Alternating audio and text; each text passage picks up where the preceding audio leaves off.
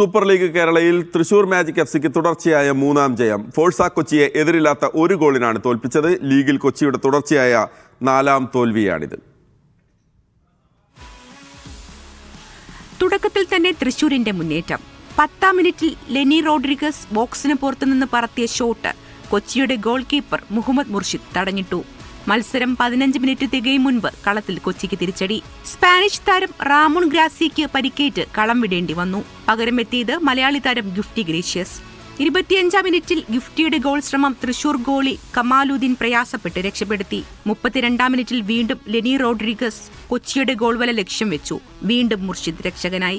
ആദ്യ പകുതി അവസാനിക്കാനിരിക്കെ മാർക്കസ് ജോസഫിന്റെ ക്ലോസ് റേഞ്ച് ഹെഡറും മുർഷിദ് തടഞ്ഞിട്ടു. 2ാം പകുതിയുടെ തുടക്കത്തിൽ സെർബിയക്കാരൻ ഇവാൻ മാർക്കോവിച്ചിനെ പിൻവലിച്ച തൃശൂർ ഉമാശങ്കറിനെ കൊണ്ടുവന്നു.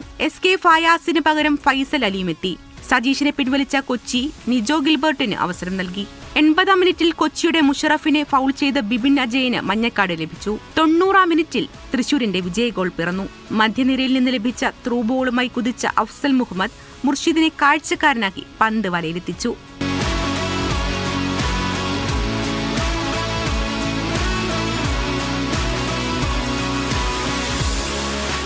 ലീഗിൽ കൊച്ചിയുടെ തുടർച്ചയായ 4ാം തോൽവിയാണിത്. പോയിന്റ് പട്ടികയിൽ അവസാന സ്ഥാനത്തും. ജയത്തോടെ തൃശൂർ മാജിക് എഫ്സി 9 പോയിന്റുമായി 1ാം സ്ഥാനത്തേക്കുമെത്തി. Sports desk, media 1.